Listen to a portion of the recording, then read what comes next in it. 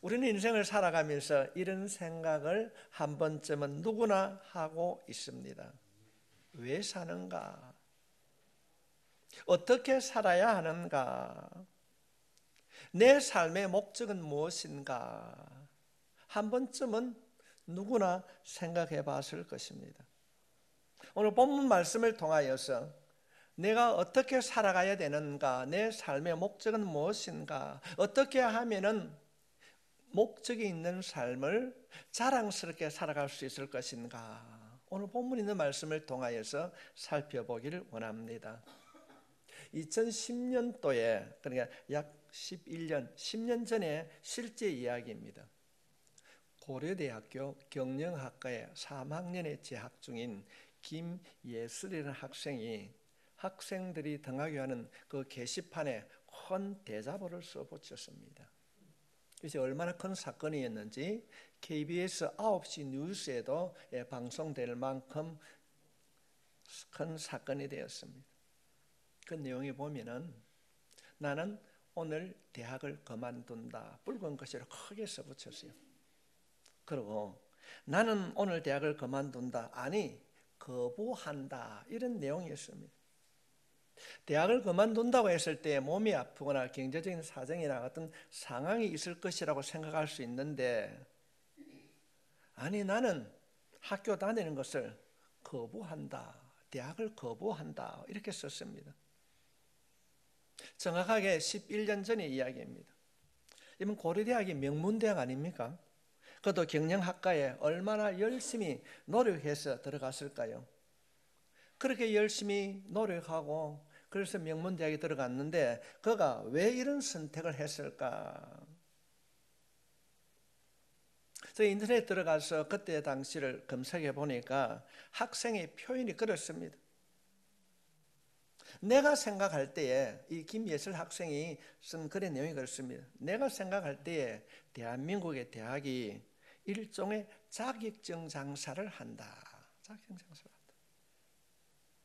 그러면서 이런 말을 하게 됩니다. 내가 15년 동안 정말 경주마처럼 달려왔는데 내가 이제 그만두는 시점에서 자신의 정체성을 분명하게 알았다고 말하고 있습니다. 내가 달린 이 트랙에는 끝이 없다는 것이었습니다. 이 학생이 주장하고 있는 요지는 내가 초등학교, 중학교, 고등학교 그리고 3년 가까이 대학을 다녀보았는데 지금 생각해 보니까 내가 왜 여기 있는지, 내가 왜 이 길을 걸어가야 되는지 인생의 목적과 방향성에 의문을 가지게 되었다는 것입니다. 물론 그 내용을 쭉 살펴보게 되면 현재 우리 교육의 문제점도 있습니다. 물론 구조적인 부조리도 있습니다. 비판적인 내용도 있었습니다. 우리들이 공감할 수 있는 부분들이 많이 있었습니다. 그러나 이 학생이 말하는 것은 본인이 왜 공부하는지, 내가 왜 대학에 있는지, 왜 비싼 등록금을 주고 다니고 있는지 자신의 목적과 방향성이 없었다는 것입니다.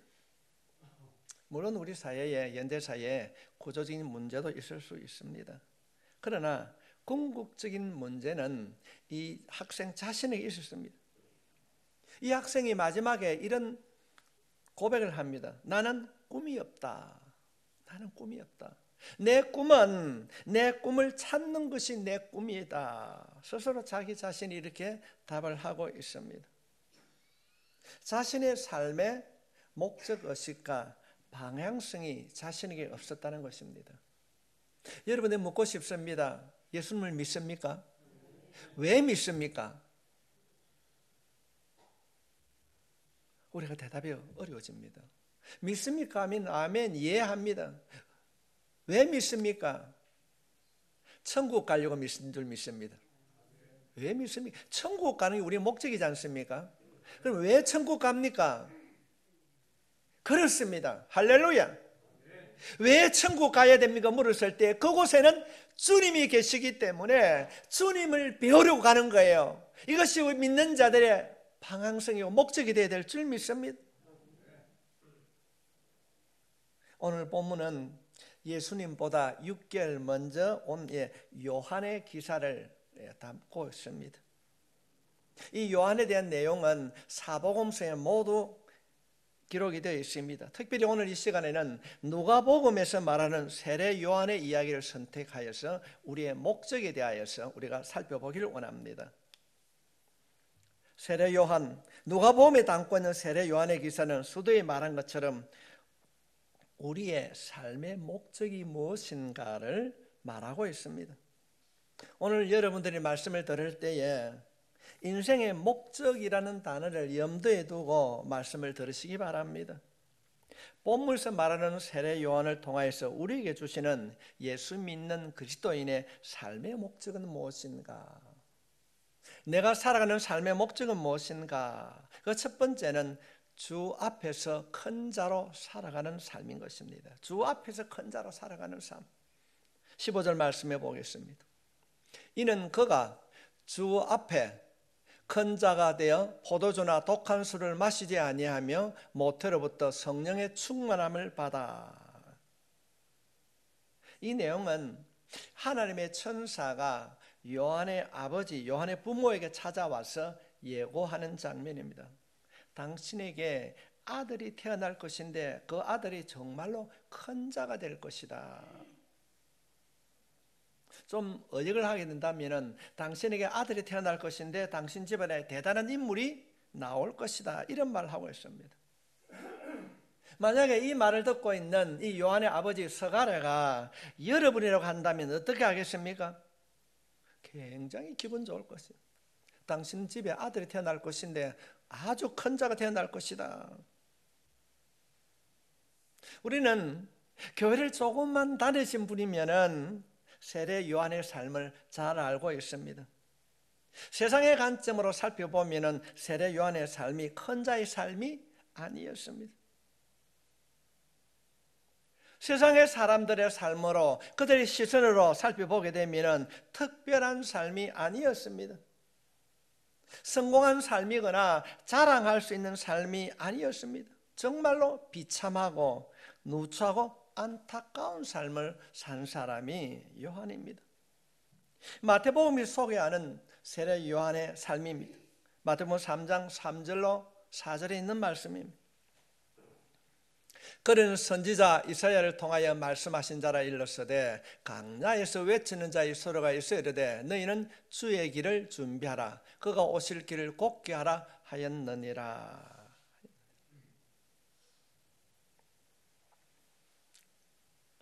요한은 낙타 트롯을 입고 허리에 가죽띠를 띠고 음식은 메뚜기와 석청이었더라. 지금 세례 요한은 낙타 트롯을 입고 있습니다. 특별한 옷을 입고 있는 것이 아닙니다. 그는 좋은 전원주택에서 살아가는 것이 아니라 강야에서 어렵게 트롯을 입고 메뚜기와 석청을 먹고 살았습니다. 어떤 권세를 가지고 화려하게 살지 않았습니다. 구약의 여러 선지자들처럼 자신의 말로서 병자를 고치고 기적을 행하지도 아니했습니다. 요한복음 10장 41절 말씀을 보게 되면은 많은 사람이 왔다가 말하되 요한은 아무 표적도 행하지 아니하였으나 요한이 이 사람을 가리켜 말한 것은 다 참이라 하더라. 어떤 병자도 고친 일이 없습니다. 어떤 능력을 행한 일도 없습니다. 당시의 권력자들과 어떤 관계를 맺고 있지도 않았습니다. 세례 요한은 비참하게 죽었습니다. 당시 헤롯 왕이 당신의 동생인 남동생의 아내 헤로디아를 아내로 취함으로 이것이 잘못되었다고 세례 요한이 비판을 하게 됩니다. 당신의 행동이 옳지 않습니다. 그래서 세례 요한의 입을 막기 위하여서 이 헤롯 왕이 요한을 감옥에 가두었습니다. 네가 하는 말이 듣기 싫다는 내용이었습니다. 그리고 어느 날 이 왕이 자신의 생일날 잔치를 베풀 때에 헤로디아의 딸이 춤을 추게 됩니다. 애교를 부립니다. 헤롯이 술에 취하여서 기분이 업될 때였습니다. 오늘 참 기분이 좋구나. 숨이 참 잘 추네. 내가 내 소원을 하나 들어주겠다. 그때 딸이 어떤 물건을 달라고 하지 않습니다. 자신의 어머니의 부탁을 듣고 세례 요한의 머리를 달라고 합니다. 세례 요한을 참수시키고 머리를 달라는 것입니다. 우리가 좀 더 냉정하게 생각하면 세례 요한의 죽음은 한 여자아이의 춤에 대한 상품으로 취급받았습니다. 한 여자 어린 아이의 그 춤에 대한 보상으로 목숨이 날아간 사람이 세례 요한이었습니다. 세상의 관점으로 바라보았을 때 얼마나 비참한 인생입니까? 이 사람을 큰 자라고 할 수 있겠습니까? 그러나 성경은 세례 요한을 큰 자라고 말하고 있습니다. 예수님도 세례 요한을 큰 자라고 말씀하셨습니다. 마태복음 11장 11절 말씀에 보면은 주님께서는 내가 진실로 내게 말하노니 여자가 낳은 자 중에 세례 요한보다 큰 자가 일어남이 없도다. 그러나 전국에서는 극히 작은 자라도 전국에서는 그보다 큰 자가 될 것이다. 그가 태어나기 전에 천사가 사가랴에게 말한 내용과 동일합니다. 큰 자가 태어날 것이다. 그리고 예수님도 큰 자라고 말씀하고 있습니다. 어떻게 이런 자가, 어떻게 목뱀을 당하는 자가 큰 자가 될 수 있는가? 세상의 관점으로는 큰 자가 될 수 없습니다. 초라하고 비참하고 억울한 인생이었습니다. 누가복음 1장 15절 말씀에 보면은 이는 그가 주 앞에 큰 자가 되며 포도주나 독한 술을 마시지 아니하며 모태로부터 성령의 충만함을 받아 주 앞에 큰 자, 주 앞에 큰 자. 우리 옆에 있는 성도들이 이렇게 한번 축복합시다. 당신은 주님 앞에 큰 자가 되길 바랍니다. 아멘. 주님 앞에 큰 자입니다. 우리는 보편적으로 큰 자, 큰 대자에 우리는 악센트를 줍니다. 거제 대교, 거제 대교, 대예배, 라면도 큰 사발, 왕뚜껑, 큰 것에 주목하는 분들이 많이 있습니다. 하나님께서는 오늘 본문에 있는 말씀을 통하여서 우리에게 주는 메시지는 세상에서 말하는 큰 자가 아니라 주 앞에 큰 자인 것입니다. 영어 성경에는 주님의 시선이라는 말을 하고 있습니다. 하나님이 보실 때 큰 자입니다. 한 번 더 인사합시다. 당신은 하나님 보실 때 큰 자입니다. 아멘. 우리 도집사님 기도할 때 그렇지 않습니까? 우리의 모습은 많은 성도, 넉넉한 정은 아니라 할지라도 하나님 앞에 큰 자로 수염받은 줄 믿습니다. 이 고현직의 영적인 리더가 극동교회로부터 이루어질 줄 믿습니다. 내가 바르고 내가 정직하게 내가 기도한 대로 살아가기를 위하여서 무던히 우리가 무릎 꿇게 될 때에 들으시는 하나님께서 이루어 주실 줄 믿습니다. 세상의 사람들은 세상의 관점으로 평가합니다. 세속적인 관점으로 평가하는 자들에 따라가는 사람들은 영안이 닫혀있는 자입니다. 세상의 관점으로 바라볼 때 세례 요한은 절대로 큰 자가 아닙니다. 성공한 인생이 아닙니다. 그러나 주님이 보실 때는 큰 자라는 것입니다. 여기에 우리의 삶의 목적이 있습니다. 우리는 세상을 살아가면서 사람들이 볼 때 얼마나 큰 자가 중요하지 않습니다. 하나님께서 바라볼 때, 하나님이 우리를 평가하실 때 하나님께서 큰 자로 살 수 있기를 주님의 이름으로 축복합니다. 때로 내가 돈이 없고 때로 내가 건강에 여의치 못하다 할지라도 하나님이 나를 인도해 주실 것이다. 하나님이 나와 함께 해 주실 것이다. 내가 힘들고 어렵다 할지라도 왕이신 예수님의 이름으로 하나님 앞에 기도하면 반드시 하나님이 들어주실 것이다. 이것이 믿음의 큰 자인 것입니다. 하나님 보실 때 큰 자로, 하나님 보실 때 큰 자로 설 수 있기를 다시 한번 주님의 이름으로 축복합니다. 초대교회가 세워질 때에 하나님께서는 가혹한 징벌을 내리는 것을 볼 수 있습니다. 사도행전 5장의 말씀을 살펴보게 되면 초대교회가 세워질 그때에 아나니아와 삽비라 사건이 일어나게 됩니다. 이들 부부가 자신의 땅을 팔아서 교회에 헌금을 하게 됩니다. 그런데 결과적으로 보면 이들 부부가 3시간 간격으로 죽었습니다. 어찌 보면 너무나도 가혹한 형벌이라고 생각할 수 있습니다. 성도 여러분, 이것이 하나님 앞에 큰 제약이 되었을까요? 무엇이 큰 제약이 되었을까? 하나님의 징계를 받게 되었을까? 이들 부부가 땅을 팔아서 교회에 헌금한 것은 너무나도 귀한 일입니다. 그런데 이들이 내가 땅을 팔아서 교회에 헌금하겠습니다, 모두 드리겠습니다, 이렇게 말을 했습니다. 그럴 때 그 말을 듣던 많은 사람들이 이 부부를 칭찬했습니다. 야, 믿음 대단하구나. 사람들 앞에서 큰 자로 인정을 받았습니다. 그러나 그들이 그 땅을 팔아서 얼마를 취하고 감추고 일부를 하나님 앞에 드렸습니다. 이들은 하나님을 의식한 것이 아니라 사람들 앞에 인정받기를 원했습니다.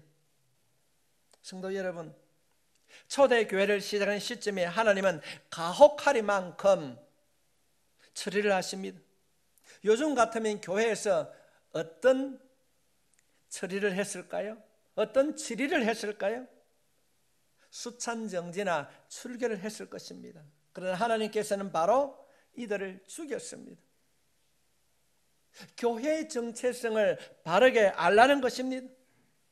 교회는, 그리스도인은, 성도는 세상에서 큰 자로 인정받는 것이 아니라 예수 믿는 사람은 철저하게 하나님 앞에 큰 자로 인정받는 자가 되어야 될 줄 믿습니다.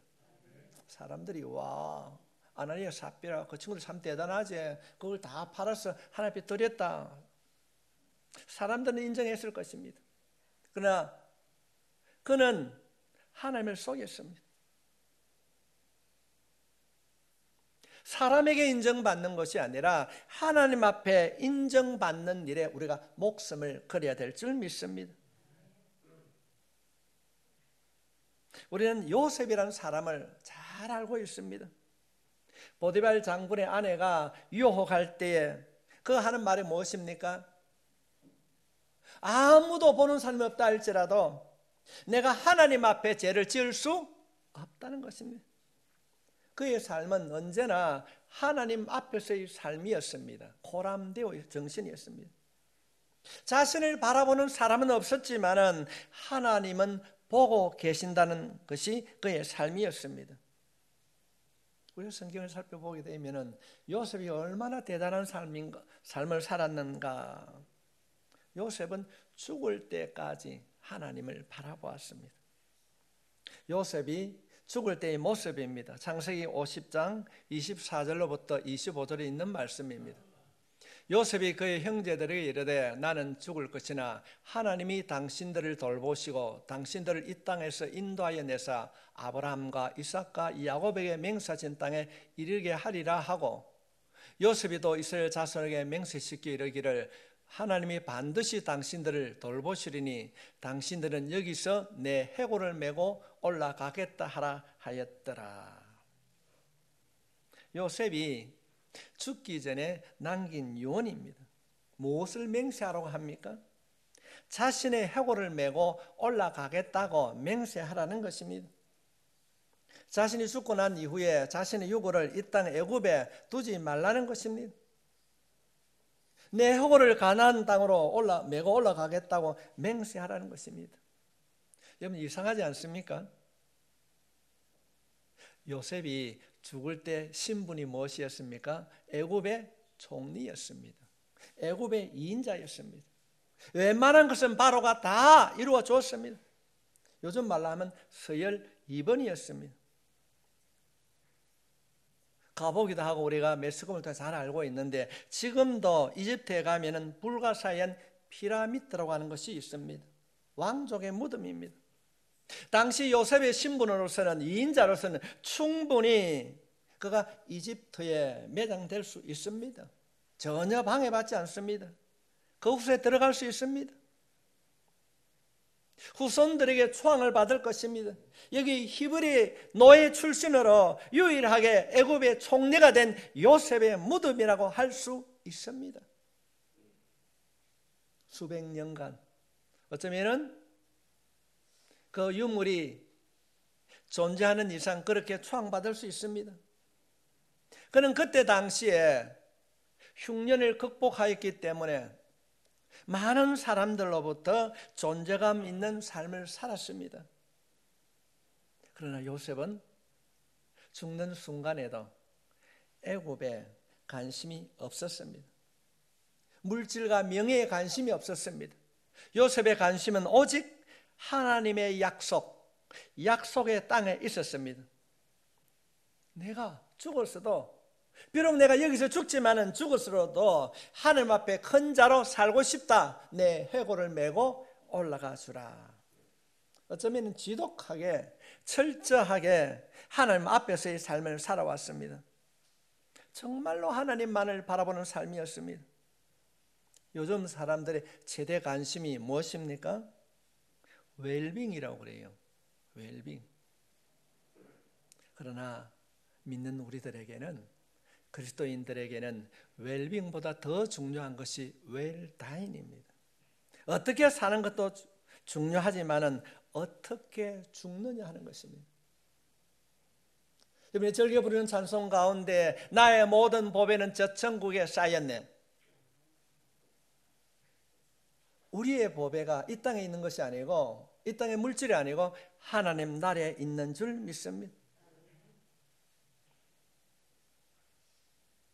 어떻게 죽느냐 하는 것입니다. 어떻게 죽느냐. 요셉은 사는 동안만 하나님을 의식한 것이 아니라 죽음 이후에도 하나님 앞에 남고 싶다는 것이었습니다. 그래서 자신의 해골을 애굽에 두지 말고 약속의 땅으로 내 해골을 가져가 달라 유언을 하고 있습니다. 성도 여러분, 우리 모두의 삶이 이렇게 살다가 이렇게 죽을 수 있기를 바랍니다. 이것이 우리가 목적 있는 삶을 살아가야 하는 이유입니다. 쉽지는 않지만은 우리의 남은 생애가 세상을 너무 의식하지 말고 하나님 앞에 내가 얼마나 큰 자로 설 수 있는가를 생각하며 살아갈 수 있길 바랍니다. 때로는 실수로 인하여서 내가 어려움이 겪을 수 있고, 때는 얻지 못함으로 인하여 힘들고 고난의 삶을 살아갈 수 있습니다. 그러나 하나님께 초점을 맞추고 그 하나님을 아버지로 부르는 삶을 살게 될 때에 우리의 인생이 목적 있는 삶으로 변화될 줄 믿습니다. 내가 하나님 앞에 얼마나 큰 자로 살 수 있는가, 여기에 초점을 맞추고 살아가는 극동 성도들이 될 수 있기를 바랍니다. 두 번째로 우리의 인생이 목적이 있는 삶을 살기 위해서는 주님이 구별하신 대로 사는 삶입니다. 주님의 부르신 목적을 따라 살아가는 것입니다. 1장 15절 말씀을 보겠습니다. 이는 그가 주 앞에 큰 자가 되며 포도주나 독한 술을 마시지 아니하며 모태로부터 성령의 충만함을 받아. 세례 요한이 이렇게 살 것이라고 하는 장면입니다. 세례 요한이 술을 멀리해야 한다는 의미가 아닙니다. 세례 요한이 경건하게 살았지만은 도덕이나 윤리적인 측면을 말하는 것은 더더욱 아닙니다. 성경은 윤리적인 책이 아닙니다. 우리가 이 부분을 정확하게 알려고 또 이해하려고 하면은 구약 민수기 6장을 살펴봐야 됩니다. 민수기 6장에는 나실인의 규례가 기록되어 있습니다. 민수기 6장 1절로부터 6절에 나실인의 서원을 하고 자기 몸을 구별하여 여호와께 드리려고 하면은 첫 번째로는 포도주나 독주를 멀리하고, 두 번째는 삭도를 절대로 머리에 대지 말며, 세 번째는 시체를 가까이 하지 말아야 합니다. 이 세 가지를 주의해서 살아야 합니다. 포도주나 삭도나 시체보다 더 중요한 것은 구별된 생활입니다. 포도주나 삭도나 시체는 하나의 가정입니다. 하나님께서 말씀하신 의도를 파악하는 것이 매우 중요합니다. 오늘날 우리들이 나시린의 삶, 구별된 삶을 살기 위해서는 무엇을 해야 되는가? 하나님께서 구입을 했다는 것입니다.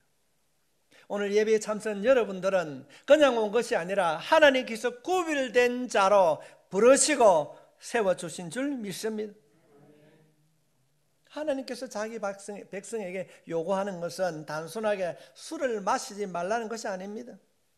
술을 볼 때마다, 힘들고 어려울 때마다 내가 하나님이 너를 택한 백성이라는 것을 기억하라는 것입니다. 내가 너를 구별한 특별한 하나님의 백성이라는 사실을 잊지 말라는 것입니다. 목사님, 내 심장이 좀 안 좋아서 포도주를 한 잔 마셔도 됩니까? 그것을 말하는 것이 아닙니다. 그때 당시에 나신의 구별을 통하여서 오늘 사는 우리들에게 너가 예수를 믿는 성도로서 예수 믿는 사람답게 구별된 삶을 살아야 한다는 것입니다. 구별된 삶을 살아야 한다는 것입니다.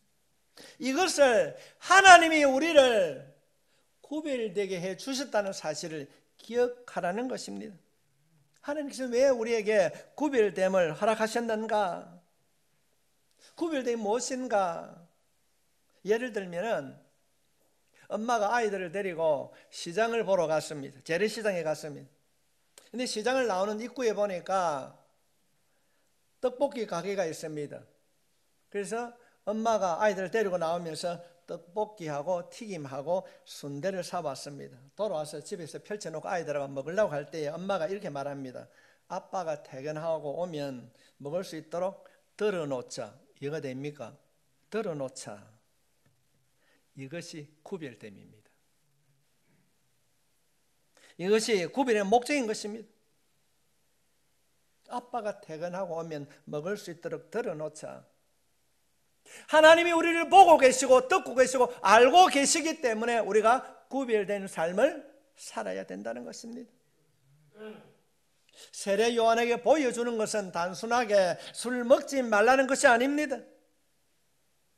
너희를 구별하는 그 일에는 너의 인생의 목적이 있다는 것입니다. 우리가 자녀를 키울 때도 하나님께서는 선물로 주셨습니다. 하나님께서 자녀의 특별한 목적을 주신 줄 믿습니다. 그것이 내 삶 속에 내가 깨닫지 못할 때에 기도를 통하여서 하나님, 내 아이를 어떻게 키워야 되고 어떤 길을 걸어가야 됩니까? 여러분이 무릎이 하나님을 향할 때에 하나님께서는 그 자녀들을 통한 목적을 가르쳐 주시고 인도해 주실 줄 믿습니다. 우리 인생을 살아갈 때에 이 목적이 분명한 사람은 결코 흔들리지 않습니다. 코로나보다 더 힘든 일들이 우리에게 주어졌을 때에 우리는 결코 흔들리지 않습니다. 하나님께서 나를 향한 특별한 목적이 있음을 깨닫고 그 목적을 따라 살아가게 되면 어떠한 세상의 풍랑도 능히 이기게 될 줄 믿습니다. 인생을 살아가면서 질병의 터널을 지나는 분들이 있습니다. 계획하는 일들이 풀리지 않아서 고난을 겪는 분들이 있습니다. 그럼에도 불구하고 질병에도 고통과 아픔 속에서도 나를 향한 하나님의 목적이 있음을 깨닫고 경제적인 어려움 속에서도 나를 향한 하나님의 목적이 있음을 알고 하나님을 찾을 때에, 주님을 찾을 때에 우리의 이웃이 되어 주실 것이고 우리의 친구가 되어 주실 줄 믿습니다. 이 믿음, 나를 향한 하나님의 목적이 있음을 확신하고 살아갈 수 있기를 바랍니다. 그렇다고 한다면 우리를 향한 하나님의 궁극적인 목적은 무엇인가? 바울의 삶을 살펴보게 되면 알 수 있습니다. 바울이 사형 말년에 감옥에 갇혀 있었습니다. 우리가 알고 있듯이 바울은 그때에 그 감옥 안에서 편지를 쓰게 되는데 그 편지를 우리는 옥중서신이라고 합니다. 그가 기록한 옥중서신 가운데 빌립보서 1장 15절 말씀에 보면 이런 말씀이 있습니다. 어떤 이들은 투기와 분쟁으로, 어떤 이들은 착한 뜻으로 그리스도를 전파하나니. 바울이 감옥 안에서 밖에 있는 사람들에게 편지를 쓰는 내용입니다. 자신을 따르던 무리들 중에 두 부류로 나누어졌습니다. 한 부류는 투기와 분쟁을 하는 부류요, 한 분쟁은 착한 뜻으로 주님의 일을 하는 자로 나누어졌습니다. 착한 뜻을 행하는 자는 바울은 없지만은 바울의 뜻을 따라 복음을 전하는 일을 감당했습니다. 그러나 한편에서는 바울을 따랐지만은 바울이 없을 때 우리가 더 바울보다 더 말씀을 전파하자 경쟁을 하고 있었습니다. 우리가 바울보다 더 유명해지자 그렇게 하고 있습니다. 바울이 없을 때 우리가 잘하자. 성도 여러분, 우리가 감옥에 갇혀 있을 때 이런 일들이 일어났다면 어떻게 하시겠습니까? 저 같아도 화가 났을 거예요. 이놈들 봐라. 내가 어떻게 가르치고 함께 했는데 내가 감옥에 있다고 나를 배반할 수 있는가? 그러나 바울은 이렇게 고백하고 있습니다. 빌립보서 1장 18절 말씀에 그러면 무엇이냐? 거칠어로 하나 참으로 하나 무슨 방도로 하든지 전파되는 것은 그리스도니 이로써 나는 기뻐하고 또한 기뻐하리라. 안 좋은 목적으로도 자신의 생각으로 주님의 일을 하는 사람이 있어도 나는 괜찮다는 것입니다. 어떤 목적이라도 복음이 전파되는 일은 괜찮다는 것입니다. 내가 투옥되었고 내가 그 일들로 인해서 마음의 상처를 받아도 예수님만 전해진다면 괜찮다는 것입니다. 나는 이 일로 기뻐한다. 성도 여러분, 내가 상처를 조금 받아도 내가 그로 인하여 억울한 일을 당해도 주님이 드러난다면, 복음이 전해진다면 괜찮다. 이해하고 용서할 수 있다. 성도 여러분, 이것이 우리의 궁극적인 목적이 되어야 될 줄 믿습니다. 하나님께서는 이 일들 때문에 우리를 구별해 놓았습니다. 한 편의 영화를 간략하게 소개하고 마치려고 합니다. 2012년도에 만들어진 영화입니다. 영화의 제목은 천국의 아이들이란 영화입니다. 이란에서 만들어진 영화입니다.